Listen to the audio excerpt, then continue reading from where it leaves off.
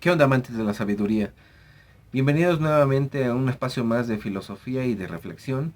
Yo soy Raivan y el día de hoy vamos a hablar acerca de las ideas de Platón, de la teoría de las ideas, de el mito de la caverna y de la teoría que tiene Platón sobre las partes que componen el alma y cómo tienen estas que ver con, obviamente, la estructura del alma, la composición de una familia y la composición de un estado-nación.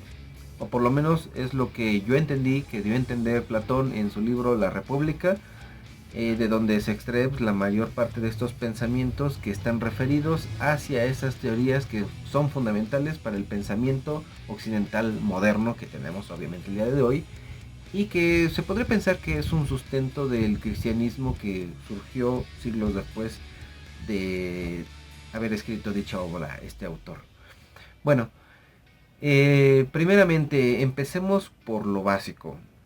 Platón fue un pensador que nació allá por el siglo III de antes de Cristo, en la antigua Grecia, y que ciertamente ha sido un pilar y un estandarte del pensamiento moderno, dado a que, aunque muchos no lo reconozcan, el pensamiento que tenemos hoy en muchas áreas de la ciencia y de la filosofía ciertamente, pues se le deben a Platón, ya sea que estén apoyando en cierta medida sus posturas o que estén en contra. A final de cuentas tienen como punto de referencia el platonismo, quieran o no, hasta los nietzscheanos, sí. Eh, Eso es lo primero. Segundo, datos biográficos no los voy a mencionar aquí, dado que hay bastantísimos en Wikipedia, en internet, en muchas páginas también oficiales de filosofía, y que bueno, pues los pueden buscar nada más dándole clic ahí en Google y buscar biografía de Platón y ahí aparece. Tercero, pues hablar de sus teorías en esencia. Primeramente, la teoría de las ideas de Platón, junto con el mito de la caverna y la teoría de la composición de las partes del alma, están entrelazadas y tienen mucho que ver y son piezas fundamentales del armazón de su sistema filosófico que por no dejar atrás este pensamiento, pues es uno de los primeros filósofos que empieza a hacer un ensamblaje sistematizado de sus pensamientos y es por eso que comienza como que la era de la filosofía sistemática. Pero bueno, vamos a platicar un poquito de ello. Primeramente, la teoría de las ideas de Platón es una teoría que se refiere, o más bien que tiene que ver y pretende explicar cómo es que está compuesto el universo platónico. Bueno, o más bien cómo es que Platón concibe la composición y estructura y orden que existe en el universo y con ello pretende explicar un poco de dónde vienen algunos recursos de los que sus ideas se alimentan para tratar de explicar su realidad. Entonces, vamos por partes. Primeramente, Platón piensa que existen dos mundos, por decirlo así. No es algo literal. Vamos a hacerlo como en modo de ejemplo, como una especie de metáfora. Que hubieran dos mundos. Un mundo de arriba, por ponerle en algún sentido un punto espacio temporal, y un mundo de abajo. El mundo de arriba, Platón le llama el topos auranos, que significa el lugar de las ideas. Y el mundo de abajo es el mundo en el que vivimos nosotros, o bien el mundo sensible. ¿Cuál es la diferencia fundamental de esto? Para Platón, el mundo de arriba es el mundo verdadero y este mundo de abajo es el mundo falso, es decir, el mundo de la apariencia, de lo que parece ser, de lo que no es en esencia. Y el mundo de arriba es lo verdadero, lo que sí es en esencia, lo que no es apariencia, lo que es legítimo, lo que es el fundamento de todas las cosas. Y bueno, así bien, entonces nuestro cuerpo, nuestro yo, lo que somos nosotros, nuestra alma, es una especie de mezcolanza de entre esos dos mundos. ¿Cómo es esto? El alma primeramente proviene del topos uranos. Por ciertas vicisitudes, el alma cae al mundo sensible que es y se encarna, es decir, queda aprisionada, sí. Nuestra alma es una prisionera dentro de este pinche saco de huesos que llamamos cuerpo. Y entonces se empieza a dar y a gestar todo ese mecanismo de la sistematización platónica. Entonces tenemos aquí que está el topos uranos y está el mundo sensible. En el topos uranos habitaba nuestra alma en su pureza, y cuando acontecen ciertas cosas en el alma que ya vamos a explicar, el alma cae al mundo sensible que es este, y al caer, para mantenerse aquí, no se puede mantener como una esencia pura como lo es en el topos uranos, se tiene que encarnar. Y ese proceso de encarnación se le llama nacimiento. Entonces, ¿cuál es el objetivo del ser humano al encarnarse aquí? Es obviamente quitarse ese cascarón en algún momento, en este caso con la muerte, y retornar en alma, en pureza, al topos uranos y ya no regresar. Ahora, ¿cómo podemos hacer para ya no regresar? Es decir, sabemos cómo ir, es decir, muriendo, pero ya no regresar, ¿cómo se le hace? Platón decía, para saber ello, bueno, para conocer cómo es este mecanismo y cómo hacerle para no regresar, hay que saber primero cuál fue la razón por la cual el alma supuestamente cayó. Según Platón, cuando el alma estaba en el topos uranos, el alma en su pureza conocía todas las ideas puras de todas las cosas, porque no solamente estaba el alma, sino las ideas puras de todo. Es decir, una idea no en el sentido en que la mente aquí en la tierra la capte, es decir, yo estoy captando la idea de una mesa, y tengo aquí a la mesa. Esta mesa no es en esencia la mesa, sino es la apariencia de mesa. Lo que lo hace ser mesa es su idea, y eso es algo abstracto. Pues esa idea está perfectamente conviviendo en el topos uranos, y cuando el alma estaba en su pureza allá, convivía con la idea de mesa, de barril, de escalera, de elefante, de animal, de humano, y lo más importante, con las ideas de justicia, las ideas de valentía, las ideas del bien, y las ideas de lo divino, de lo sagrado, vaya, las ideas de todo. Dentro de esas ideas, la más importante era precisamente la idea del bien. Entonces, como el alma conocía todas las ideas de manera inmediata, es decir, sin intermediarios, en este caso, nosotros aquí, en el mundo sensible, conocemos las cosas a través de intermediarios, que son los sentidos.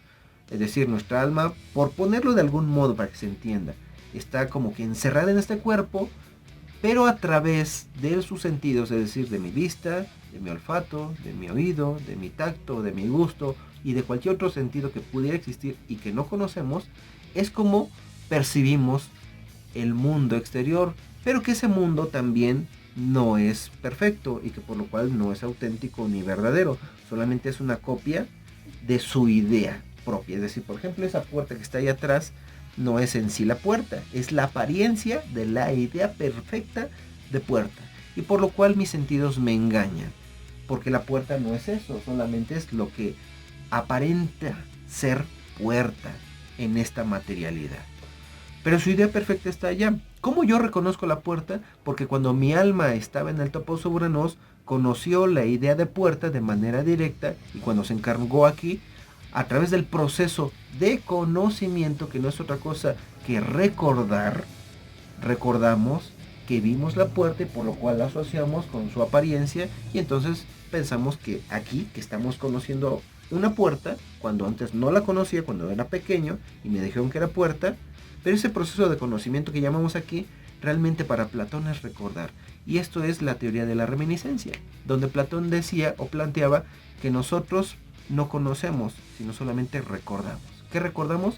Lo que nuestra alma ya conoce. ¿Y qué conoce? Conoce todo. En ese sentido conocemos, sí, todo. Solamente nos hace falta tener un maestro o tener la disposición de poderlo recordar, ¿sí? O un maestro para que nos permita llevar ese proceso de recordar. Y eso es lo que hacía Sócrates. Pero bueno, ese es otro rollo aparte, que tiene mucho que ver, entonces decíamos que cuando el alma estaba allá arriba, veía las ideas perfectas de todas las cosas. En algún momento el alma, aquí viene la composición de las partes del alma, el alma para Platón lo trata de explicar mediante un mito, que es el mito del cochero, en el cual plantea que el alma es como una especie de carruaje que va tirado por dos caballos o por dos hileras de caballos. La primera hilera de caballos es una hilera de caballos negros y la segunda hilera es una de caballos blancos, por ponerles algún color. El cochero, el que va dirigiendo los caballos, es la razón, la primera parte del alma. Los caballos blancos son la voluntad y los caballos negros son los apetitos. Es decir, el alma se compone de estas tres partes fundamentales, que es la razón. Si nosotros hacemos esta referencia del alma con nuestra constitución física, como tratar de entender dónde se localiza en las partes del alma, o cómo hace referencia esas partes del alma a nuestra corporeidad. El alma sería la razón, que en este caso lo representa la cabeza. Los caballos blancos, que son la valentía, se representan con el tórax, el valor. Y los caballos negros son los instintos viscerales, es decir, los deseos. Y eso se representan con el estómago, es decir, esta línea: cabeza, tórax, estómago. ¿Sí? Bueno, ahora, ¿por qué es importante esto? Porque supuestamente Platón, cuando nuestra alma estaba vagando y iba conociendo, ¿qué tal? ¿Cómo estás, idea del bien? Muy bien, ¿cómo estás? ¿Cómo estará la justicia? No sé, voy a ir a verlo a su casa. Y entonces iban y saludaba a todos los que conocía por allá y que estaba conociendo, y que se la pasaba muy feliz y contenta, porque el alma en esencia es de allá, ¿sí? No del mundo sensible, que es de cierta manera como contrario a ella, o por lo menos no en su pureza del mundo sensible. Sin embargo, ese cochero, volvamos al mito, iba vagando por el topos urbanos, y sin embargo los caballos negros, que son los apetitos sensibles, trataban por todas sus fuerzas de empujar el alma hacia el mundo sensible. Un alma que es sabia, inteligente, racional, y que domina su voluntad, es decir, su valor, y con ello puede someter a sus apetitos sensibles, jamás va a caer al mundo sensible. Sin embargo, nuestras almas, al estar aquí, al estar encarnados, al estar tú viendo este video, supuestamente para Platón, es porque en algún momento nuestra razón y nuestra voluntad, ahí en el topos uranos, esas partes del alma, se dejaron dominar por los caballos negros, es decir, por los apetitos sensibles, por los placeres. Y en la medida que se dejaron dominar y dominar, esos caballos negros dominaron a la voluntad y a la razón, se volvieron la mayor parte del alma, se volvió en la parte más grande, más pesada, más contundente, la que empezó a dar órdenes, y por lo cual el alma se desajustó, cayó en una especie de injusticia del alma, y por lo cual se corrompió, y al corromperse ya no podía estar en ese lugar puro, y es cuando cae. Y al caer se encarna, porque precisamente era gobernado por los apetitos sensibles, y entonces nuestra misión aquí en la tierra es tratar, en la medida de lo posible, hacer que nuestra razón con nuestra voluntad puedan dominar nuestros apetitos sensibles, que por lo regular se refieren a los placeres que tiene este mundo, y que ya a lo mejor ya después, aquí como punto y aparte, el cristianismo como que haría ver con aquello que llamamos los pecados capitales, ¿no? La lujuria, la ira, la pereza, bla bla bla, ¿sí? Tiene mucho que ver con ello, pero regresándonos a Platón. Entonces, cuando nosotros estamos ya aquí en la tierra, lo que tenemos que hacer es tratar, o por nosotros mismos, o ayudados por un maestro, un médico del alma, como Platón le decía a Sócrates, o bien Sócrates se decía a sí mismo, mediante palabras de Platón en sus escritos, que procurara hacer que la razón, en este cuerpo en que está encarcelado, que la razón y la voluntad dominaran nuevamente, paso a paso, poco a poco, todos los apetitos sensibles. Y en la medida que tu proceso de vida, de estudio, de conocimientos, de experiencias aquí en esta materialidad, en este mundo sensible, te ayudaran a dominar esa parte del alma que es muy difícil de dominar, que son los apetitos sensibles, cuando llegara tu hora de muerte, es muy probable que cuando fueras al topos urano, otra vez se desprendía tu alma del cuerpo, ascendieras, y lograras dominar esa parte, ya no regresarás más. Es decir, había una reencarnación. Pero si no lo lograbas y al contrario morías todavía como que más empapado de los instintos viscerales, cuando morías ibas al topos uranos y como no estabas listo volvías a caer de inmediato, pero todavía más pesado, todavía más podrido, todavía más corrupto. Y entonces decía Platón que podría haber una degeneración del alma en cierto sentido, es decir, que tu alma, si bien ahorita se encarnó en un ser humano, si no tenías la voluntad de poder reprimir esos deseos mediante tu voluntad y tu racionalidad, entonces cuando murieras y reencarnaras ibas a reencarnar en seres inferiores. Llámese, no sé, se me ocurre un ejemplo, muero, no lo logro, reencarno ahora a lo mejor en un perro, todavía más visceral, más animalesco, más materialista, que solamente comen, cagan, se aparean, duermen, juegan, ¿sí? Lo que muchos hacemos en muchas ocasiones y no cultivar nuestro intelecto ni nuestro espíritu. Date cuenta cómo Platón está dando una especie de didáctica, de pedagogía que tiene que ver con una moral, porque se encarna mucho en la moral esto que estoy diciendo. Y en la medida que tú siguieras tus instintos, una vez que te reencarnabas, por ejemplo, como el perro que dijimos, morías, y obviamente un perro es todavía más difícil que pueda dominarse, reencarnaba ahora como un gato, es decir, cada vez más y más bajo en un animal que fuera todavía mucho más bestial. Hasta llegar al punto más bajo que diría Platón, sería a lo mejor una cucaracha, un insecto, y lo más bajo, el fango, es decir, lodo. El lodo en sí mismo sería que el alma se petrifica como tal, se vuelve mineral, piedra, le gustó tanto ser materialidad que se consume su parte racional y de voluntad y se convierte totalmente en materialidad. Y ya es imposible subir. Es algo triste, ¿no? Sin embargo, podría pasar lo contrario. En la medida que tú aprendieras a dominar esa visceralidad, esos placeres, y cuando murieras, si lo haces de manera exquisita o por lo menos mínima, ya no regresarías. Pero si no lo haces de manera correcta o lo suficiente, volverías a reencarnar en un ser humano. Pero vamos a llamarle así, con un poquito más de conocimientos o de apertura del alma. O con un poquito más de dominio sobre esa parte irascible. Sobre esa parte sensible de los placeres que tiene el alma. Y entonces, por lo tanto, tendrías posibilidad más pronta o más rápida de poder hacer un dominio de esa parte del alma y en algún momento ya no regresar. Ahora, ¿cómo se puede conseguir ese dominio? Según Platón, que mediante la razón y obviamente con el instrumento de la filosofía pudieras lograr vislumbrar la idea del bien a la que conoce el alma y poderla aplicar en todos tus actos mediante tu voluntad y entre ellos para tratar de dominar tus instintos sensibles o viscerales, tus instintos básicos, animales. Y en la medida que lo hicieras mediante la idea del bien, y aquí viene pues básicamente toda una especie de ética platónica y que básicamente rodea la figura de Sócrates, porque recordemos que Platón explica todas sus teorías en boca de su maestro Sócrates, que se podrá pensar que existió o no, pero bueno, la cosa es de que como figura literaria o bien como figura real, que fue a lo mejor en algún momento, pues dejó esas enseñanzas, ya sea si bien fue Sócrates o si bien fue Platón, en boca de Sócrates, en sus escritos.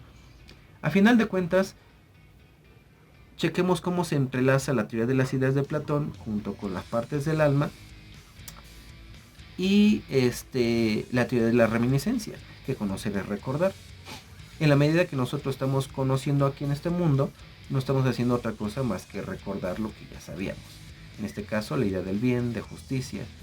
Solamente que quitando los, vamos a llamarle así, los trozos de humo que hay sobre las ideas que por lo regular las demás personas nos pintan referente a esos conceptos, el bien, el mal, la justicia, injusticia, la valentía, etcétera. Y saber discernir con nuestra inteligencia lo que es verdadero y lo que no respecto a esa idea en su sentido esencial. Según Platón se puede con la inteligencia, ¿no?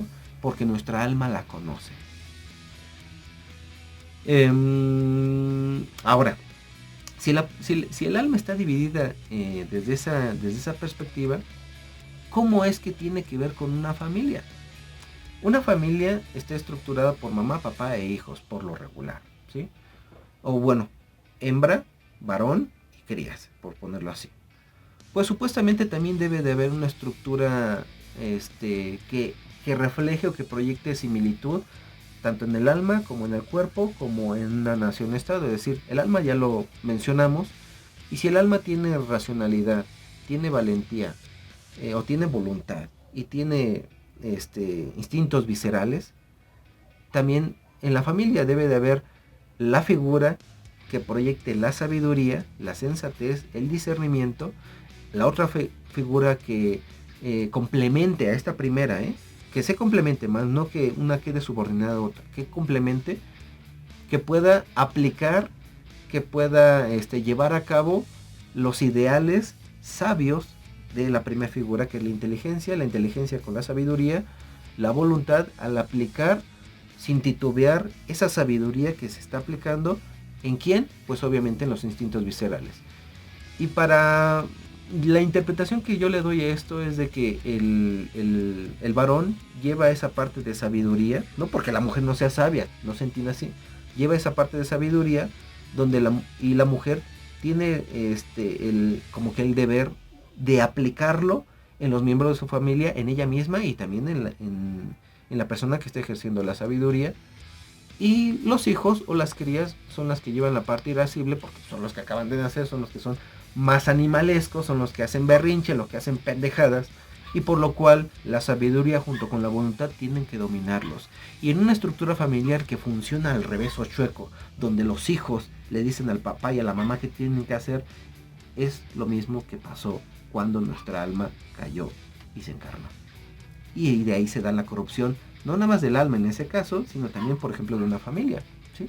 De ahí se pueden hacer muchas teorías, muchas investigaciones y muchos discernimientos, se pueden proponer muchas hipótesis y se puede llevar a cabo esto a un debate sin fin, porque es solamente mi perspectiva, es la interpretación que yo le doy. Ahora, en esta misma línea, ¿cómo se daría una nación-estado?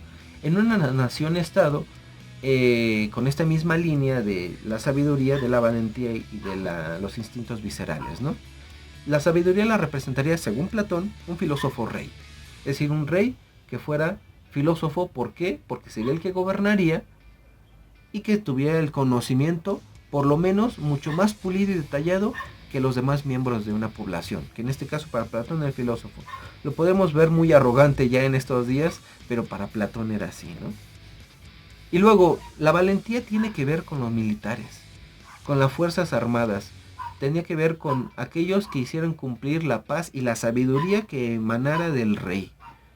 ¿Y a quién se iba a aplicar eso? Obviamente a los que llevaban la batuta de los instintos viscerales, que sería el pueblo como tal. Aquellos que se dejan llevar por la borrachera, por las drogas, por los asesinatos, por los robos, para tratar de, con la sabiduría, con la voluntad, de decir, con el rey y con los militares, tratar de hacer que el pueblo se cuadrara. ¿Para qué? Para que hubiera una nación estable, justa y perfecta en la medida de lo posible.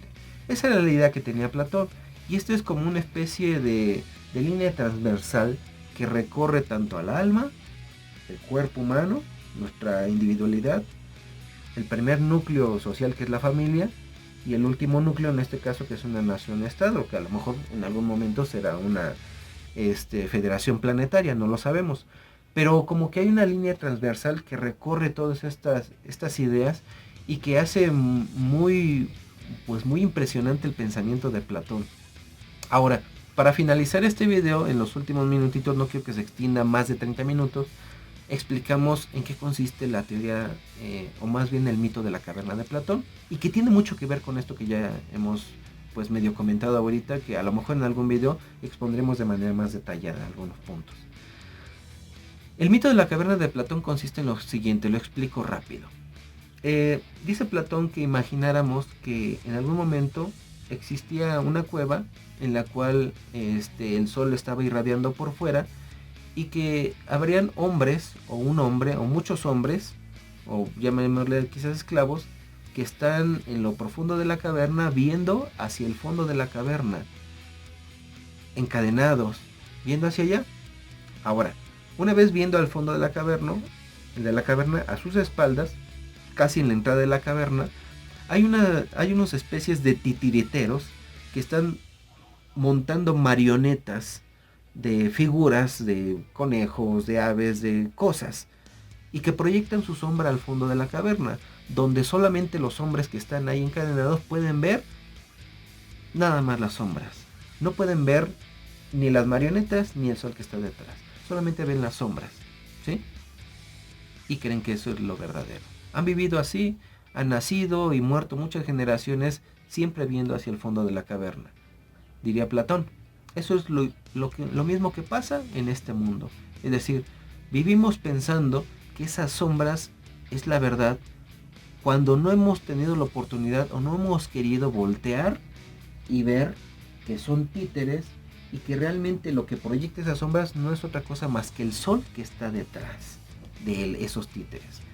En esta referencia, en estas analogías que está utilizando Platón, podemos ubicarlas de la siguiente manera. Las sombras simbolizan todas las cosas materiales que vemos aquí y que son unas apariencias, porque las sombras no son la cosa que proyecta la sombra. La sombra es como una especie solamente como de copia de eso que proyecta esa sombra.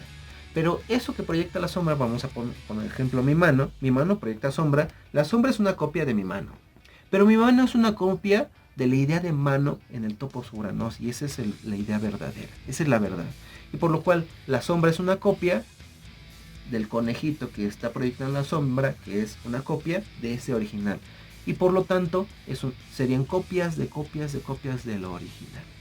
Lo original, que es ir hacia la idea, en este caso, en esta metáfora, del sol. El sol representaría la idea del bien, el bien que ilumina con su grandeza todas las cosas, entre ellas las marionetas de los que están manipulando esas marionetas y que están proyectando la sombra. Pero sin ese sol no se podría vislumbrar nada. Y en ese sol, este sol representa en este caso la idea del bien. ¿Qué tiene que ver con esto? Con lo que hemos dicho, pues todo. Básicamente con el mito de la caverna de Platón se explica su teoría del conocimiento, porque es una de las formas como conocemos. Cuando nosotros nos atrevemos a quitarnos los grilletes intelectuales y a tratar de no creer en las apariencias y tratar de profundizar y ver qué hay allá, en este caso voltear hacia la idea del bien, que es el sol, podemos ver que ni siquiera los títeres son la realidad, sino el sol es el que le da sustento y realidad a todas las cosas. Y cuando estamos en esa posición, en esa postura de mirar hacia allá, estamos encaminados a que nuestra alma, por fin, en algún momento, ya no retorne a este pinche mundo de mierda en el que vivimos.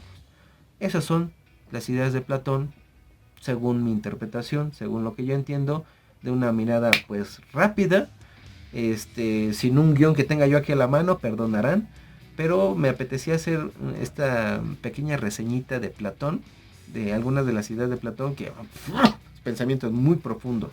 Les recomiendo, para terminar esto de último minuto y medio, antes de que den la media hora, que lean, para empezar, a Platón, la Apología de Sócrates, el Fedón, el Cratilo, que es del lenguaje, y muy importante, la República. Por favor, lean la República. Ahí van a ver un chingo de cosas de Platón, y créanme que van a sentir como que están saboreando un dulcecito, fumando un cigarrito o tomando un cafecito leyendo a Platón. Bueno, pues esto es Platón según mi pensamiento, según lo que yo puedo interpretar. Y pues nada más, vamos a dejarlo hasta aquí. Espero que dejen comentarios, que se suscriban a mi canal porque me ayuda muchísimo. Seguiré haciendo gameplays, pero también videos de filosofía como este. Y pues ustedes dirán, dejen su comentario. Y otra vez repito, nada más. No lo olviden, ¿a dónde vas cuando dices que vas? Hasta la próxima, chao.